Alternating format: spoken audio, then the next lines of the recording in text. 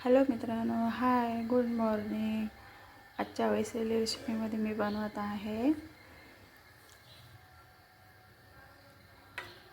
फुलगोबीचे जे हिरवे पान असतात ना, त्याची भाजी बनवते मी. त्यासाठी लागणारं साहित्य: हळद, खुडून घेतलेलं लसूण, मोहरी, मीठ, चटणी आणि तुरीची डाळ घेतलेली आहे. अर्धा घंटा भिजवत ठेवायची. चला आता आपण फोडणी टाकूया. सर्वात आधी आपण टाकूया तेल. अशी भाजी तुम्ही नक्की करून बघा, छान लागते. आता आपलं तेल तापू देऊया. चला मित्रांनो, आपलं तेल तापलेलं आहे. त्याच्यामध्ये सर्वात आधी टाकू आपण मोहरीला चांगलं फुटू देऊ.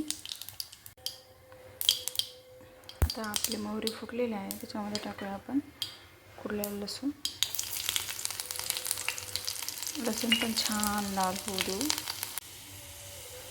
तुम्ही बघू शकता आपला लसूण लाल झालेला आहे. त्याच्यामध्ये आपण टाकूया भिजू घातलेली तुरीची डाळ. आता आपण हळद टाकूया, नंतर चटणी थोडी तळू देऊ.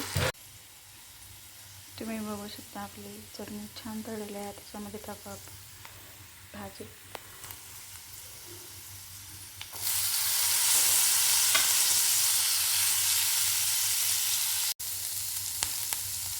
तुम्ही बघू शकता किती छान भाजी दिसते. त्याच्यामध्ये आपण टाकूया मीठ. तुम्ही नक्की करून बघा आणि कमेंटमध्ये सांगा मला कशी झाली होती. बाय.